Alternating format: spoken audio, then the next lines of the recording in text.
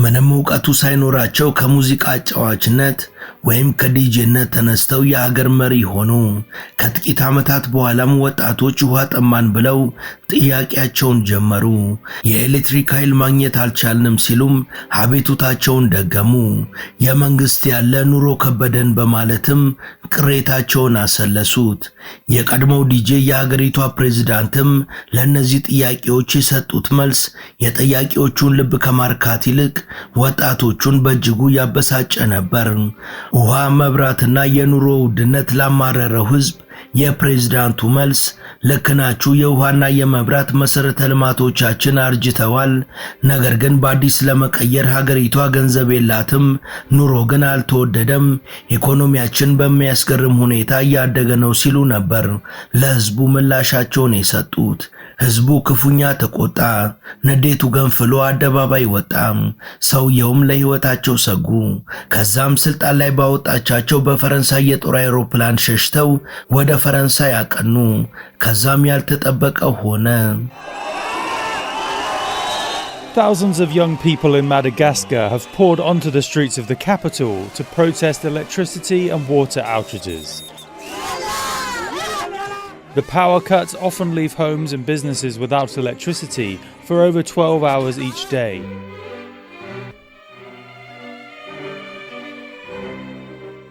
ሰላም ጤና ይስጥልን ወደ የመሿለኪያ ቤተሰቦች፣ ለዛሬ ከውሃ እስከ የኑሮ ውድነት ያማረራቸው የማዳጋስካር ወጣቶች ያቀረቡትን ጥያቄና በፕሬዝዳንታቸው በተሰጣቸው ቧልተኛና ቀልደኛ ምላሾች ሳቢያ አንጀታቸው ያረረ ለጠየቋቸው ጥያቄዎች እውነተኛ መፍትሄ እንዴት እናገኝ በማለት በተለያዩ ማህበራዊ ሚዲያዎች ላይ በሰፊው ወደ መምከርና መነጋገር በመግባት ለ3 ሳምንታት ባቀጣጠሉት አብዮት ሳቢያ የሀገሪቷ ፕሬዝዳንት በፈረንሳይ የጦር አውሮፕላን ተጭነው ሀገሪቷን ለቀው ወደ ፈረንሳይ እንዲኮበልሉ ስላደረገው ሰሞነኛው የሀገረ ማዳጋስካር አብዮት እናስቃኛቸዋለን።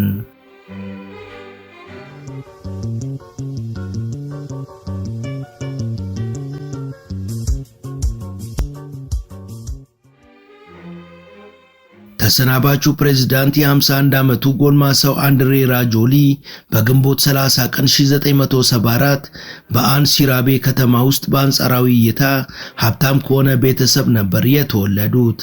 አሁን ጡረተኛ የሆኑት አባታቸው ኮሎኔል ሮጀር ኢቭ ራጆሊ የማዳጋስካር የፈረንሳይ ጥምር ዜግነት ያላቸው ሲሆኑ በአልጄሪያ በተካሄደው ጦርነትም ለፈረንሳይ ጦር ተዋግተዋል። አንድሬ ራጆሊ በመደበኛ ትምህርት የሁለተኛ ደረጃን ያጠናቀቁ ሲሆን ምንም እንኳን ቤተሰቡ ለልጃቸው የኮሌጅ ትምህርት መክፈል ቢችሉም አንድሬ ራጆሊና ግን ህልሜ ኮሌጅ መበጠስ ሳይሆን ሙዚቃ አቀናብሮ ወጣቶችን የሚያስጨፍር ዲጄ መሆን ነው በማለቱ የሁለተኛ ደረጃ ትምህርቱን ካጠናቀቀ በኋላ ኮሌጅ አለመቀላቀልን መርጧል።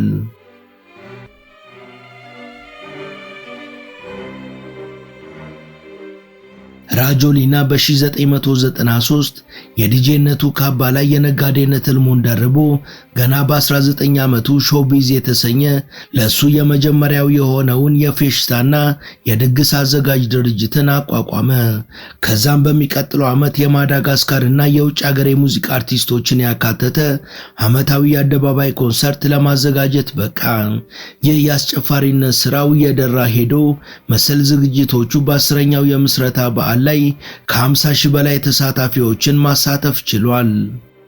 በ1999 ደግሞ በሉዓላዊቷ ደሴት ላይ የመጀመሪያ ሆኖ የተመዘገበ ኢንጀንት የተሰኘ የዲጂታል ህትመት ቴክኖሎጂ ኩባንያ በማቋቋም የንግዱ ዓለምን ለማስፋት ችሏል። የአዲስ ድርጅት በመዲናዋ አንታናናሪቮ የቢልቦርድ ማስታወቂያ እየተስፋፋ እንዲመጣ አስተዋጽኦ ያበረከተና ፈጣን ተቀባይነትንም ለማግኘት የበቃ ነው።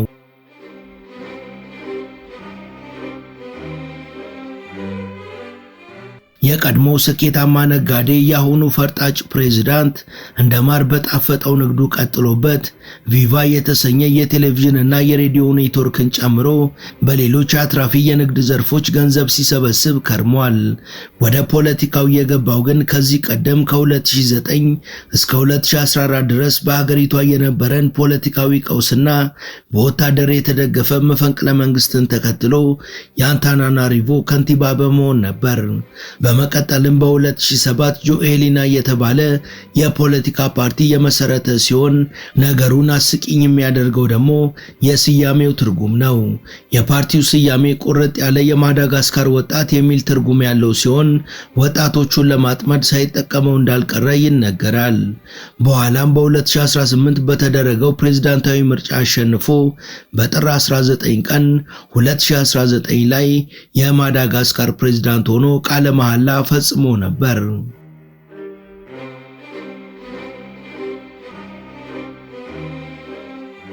ፕሬዝዳንቱ በስልጣን ዘመኑ ካደረጋቸው መልካም ስራዎች ውስጥ ለኮቪድ-19 ወረርሽኝ ጥሩ ሕክምና አቅርበዋል ተብሎ የተዘገበው ብቻ ነው።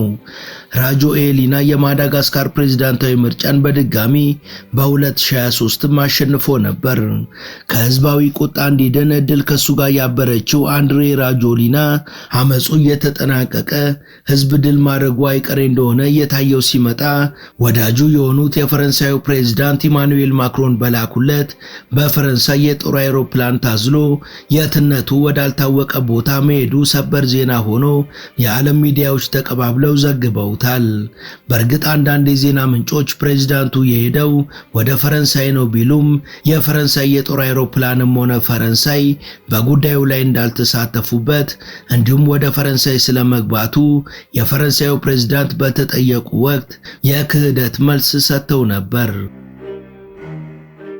ውድ የመሿለኪያ ቤተሰቦች ተረካችንን እዚህ ድረስ ከተከታተላችሁት ዝግጅታችንን እንደወደዳችሁት እርግጠኞች ነን። ከእናንተ የሚጠበቀው ቻናሉ የበለጠ እንዲያድግ አንድ ጊዜ ሰብስክራይብ ማድረግ ብቻ ነው። እናም ሰብስክራይብ እንድታደርጉ አስታውሰን ተረካችንን እንቀጥል። ዘግይቶ ግን የሁሉ እውነት ለመሆኑ ታማኝ መረጃዎች እየወጡ ነው። ራጆሊና የማዳጋስካር ዋና ከተማ አንታናናሪቮ ለቆ ከሸሸ በኋላ ብዙዎችን ባነጋገረ መልኩ በፌስቡክ ገጹ ተንቀሳቃሽ ምስልን መልቀቁ ታውቋል። በዚህ ቪዲዮም ጎልማሳው ፕሬዝዳንት በህይወቴ ላይ የግድያ ሙከራ ሊያደርጉ ከተንቀሳቀሱ አካላት በመሸሽ አሁን በአስተማማኝ ቦታ ውስጥ እገኛለሁ ብሏል። የ51 ዓመቱ ጎልማሳ ራጆሊና በቀጥታ ስርጭት በፌስቡክ ገጹ በኩል ለህዝብ ባስተላለፈው መልእክት የወታደራዊ መኮንኖች አባላትና የፖለቲከኞች ቡድን ሊገሉኝ አስበው ነበር። እናም በቅርቡ በሚካሄደው ምርጫ ላይ በአንታናናሪቮ እንገናኛለን በማለት ተናግሯል። There have been real plans since 25 September for a coup, an assassination attempt against me.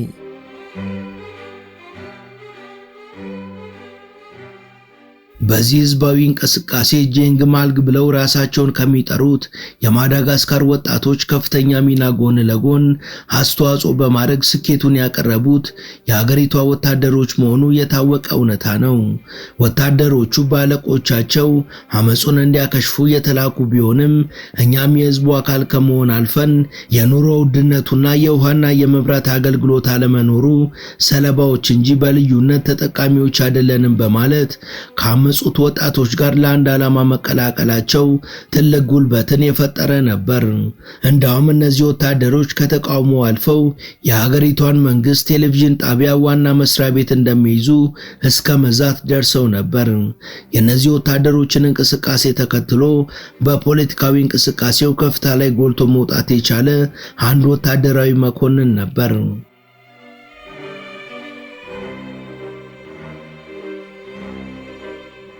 አመጹን ከህዝብ ነጥቆ በበላይነት የመራውን የወታደሮች ስብስብን በማስከተል ወደ አንታናናሪቮ ያመራው ኮሎኔል ማይክል ራንዴሪናራራ ሲሆን በህዝብ ዘንድም ከፍተኛ ተቀባይነት ተችሮታል። Madagascar's military has taken charge of the Indian Ocean island, an army colonel said on Tuesday. after President Andry Rajoelina fled abroad during a standoff with youth-led protesters and security forces. ኮሎኔል ማይክል ጊዜያዊ የሀገሪቷ መሪ እንደሆነ ያወጀ ሲሆን ከሁለት ዓመት በኋላ ሀገራዊ ምርጫ እንደሚደረግ ተናግሯል። ይህን ሁኔታ የታዘቡ ብዙ የፖለቲካ ታዛቢዎች ግን ያለፉ የዓለማችን የተለያዩ የመፈንቅለ መንግስትና የወታደሩ ወደ ስልጣን መምጣትን እያጣቀሱ የሀገሪቷና የህዝቦች ዕጣ ፈንታ ያሰጋል ብለዋል። ከነዚህ በተቃራኒው የተሰለፉት ተንታኞች ደግሞ ይህ ነገር ሐሰት ነው፣ የምዕራባውያንን ጣልቃ ገብነት ያልፈለጉት እነ ትራኦሬና እነ አብዱራማኔ በመፈንቅለ መንግስት ወደ ስልጣን ከመጡ በኋላ ሀገራቸውን አሳድገዋል እንጂ አላቆረቆዙም፣ ህዝባቸውንም ጠቀሙ እንጂ አልጎዱም በማለት ይህ የማዳጋስካሩ መፈንቅለ መንግስት ለህዝቡ በጎ ነገር እንደሚያመጣ ተናግረዋል። እኚህ ኮሎኔል ከ2016 እስከ 2018 ድረስ የአንዶሪ ከተማ አስተዳደር ሆነው የሰሩና እስከ 2022 ድረስ ደግሞ የቶሌራ ከተማ ወታደራዊ ክፍል አዛዥ ነበሩ። በዚህ ስልጣናቸው ወቅትም ተሰናባቹን ፕሬዝዳንት ራጆሊናን በመተቸት የሚታወቁ ናቸው። በዚህም የተነሳ በፕሬዝዳንት ራጆሊና ጥርስ ውስጥ ገብተው ከሰነበቱ በኋላ የመፈንቅለ መንግስት ሙከራ አስደርገዋል በሚል ሐሰተኛ ክስ ተመስርቶባቸው በ2023 ከፍተኛ ጥበቃ ወደሚደረግበት ማረሚያ ቤት እንዲገቡ ተደርጎ ነበር።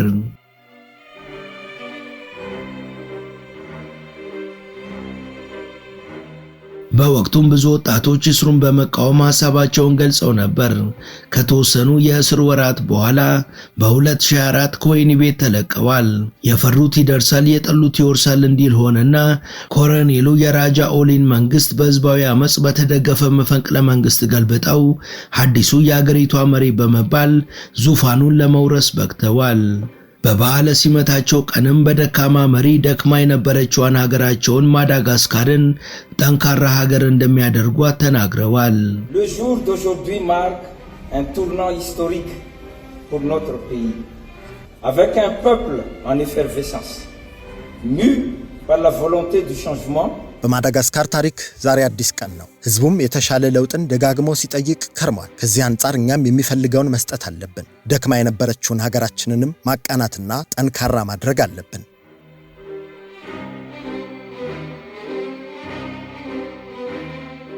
ኮሎኔል ማይክል ከቢቢሲ ጋር ቃለ መጠይቅ ያደረጉ ሲሆን ማዳጋስካር አሁናዊ ፕሬዝዳንት ስለሌላት ቀውስ ውስጥ ናት፣ እኔ ደግሞ የህዝብ አገልጋይ ነኝ በማለት በትህትና ወደ መሪነት ዙፋኑ እንደመጡም ተናግረዋል።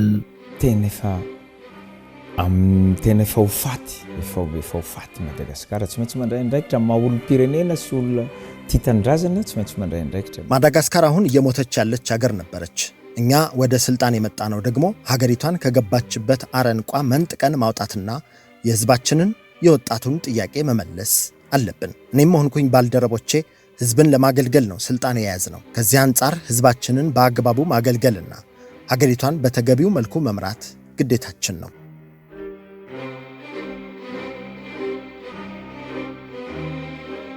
በእርግጥ ሰውየው በማዳጋስካሮች ዘንድ የሚታወቁ ቢሆኑም ሚስጥረኛ የሚባሉ አይነት ሰው መሆናቸውን ጠቅሶ ስለማንነታቸው ህዝቡ ብዙ መረጃ እንደሌለው ቢቢሲ ዘግቧል። ከዚህ ጋር በተያያዘ ደግሞ አንድ የሀገራቸው ጋዜጠኛ ስለ ኮሎኔሉ እሳቸው ቀለል ያሉ ሰው ቢሆኑም ጠንካራ አቋም ያላቸው ሰው ናቸው፣ ሀገራቸውንም ይወዳሉ ሲል ምስክርነቱን ሰጥቷል። በሰፊው እንደሚታወቀው ማዳጋስካር አሁንም ድረስ በቀድሞ ገዢዋ ፈረንሳይ ጫና ስር ያለች ስትሆን ኮሎኔል ማይክል ደግሞ ይህንን የፈረንሳይ ጥርነፋ አምርረው በመቃወም ይታወቃሉ።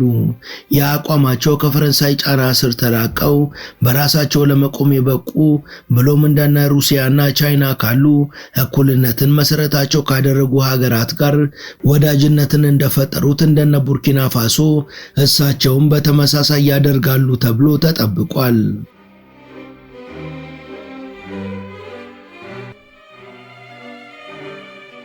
ሰውየው ከነሩሲያ ባሻገር ከነቡርኪና ፋሶ ማሊና ኒጀር ጋርም በቅርቡ መወዳጀታቸው አይቀሬ ነው ተብሏል። በተቃራኒው ደግሞ በአሜሪካና በፈረንሳይ ከሚመራው የምዕራቡ ዓለም የጫና ናዳ እንደሚወርድባቸውም ይጠበቃል።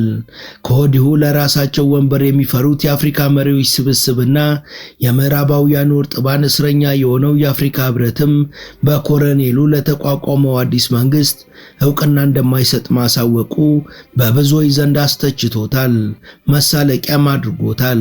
ሰውየው በፈረንሳይ ጣልቃ ገብነት ላይ ያላቸው ተቃውሞ ከፍ ያለ እንደሆነ የሚያረጋግጠውም ከቢቢሲ ጋር ቃለ ምልልስ ባደረጉበት ወቅት ነው። በወቅቱ በፈረንሳይኛ ምላሽ መስጠት ይመርጡ እንደሆነ ተጠይቀው ለምን በአገሬ ቋንቋ ልናገርም የቅኝ ገዣችንን ቋንቋ መጠቀም አልፈልግም በማለት ነበር መልሳቸውን የሰጡት። መቼ ነንደንደክ ተዛይ ማሌሎ ኔትሬትና satria fa tsisy ninona tsony teto amin'ny firenena tsisy ny filoha pirenena tsisy ny filoha atao amin'ny ሴና እኔ የራሴን ሀገር ቋንቋ እንጂ የሰው ሀገር ቋንቋ መጠቀም አልፈልግም። ትላንት ስልጣን ከተረከብን ወዲህ በሀገራችን ምንም የተረፈ ነገር እንደሌለ አይተናል። ስለዚህ ሀብታችንን ለራሳችን መጠበቅ አለብን፣ ባህላችንንም ማክበርና መጠበቅ አለብን። ይህ ደግሞ የሚጀምረው የራስን ቋንቋ በመጠቀም ነው።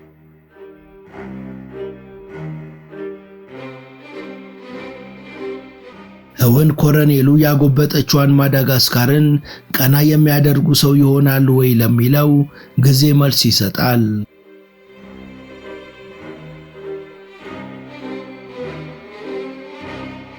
ወደ ቻናላችን ቤተሰቦች ለዛሬ ያሰናዳንላችሁ ይህን ይመስል ነበር። እስከ ዝግጅታችን ፍጻሜ አብራችሁን ስለነበራችሁ ከልብ እናመሰግናለን። በቀጣይ ቢሰሩ የምትሏቸውን ርዕሰ ጉዳዮች ብትጠቁሙን ደስ ብሎን እንቀበላለን። ቻናላችንን ሰብስክራይብ ማድረግ፣ የደወል ምልክቱን መጫንና ላይክ ማድረግ አትዘንጉ እያልን ለዛሬ በዚሁ ተሰናበትን። መልካም ጊዜ።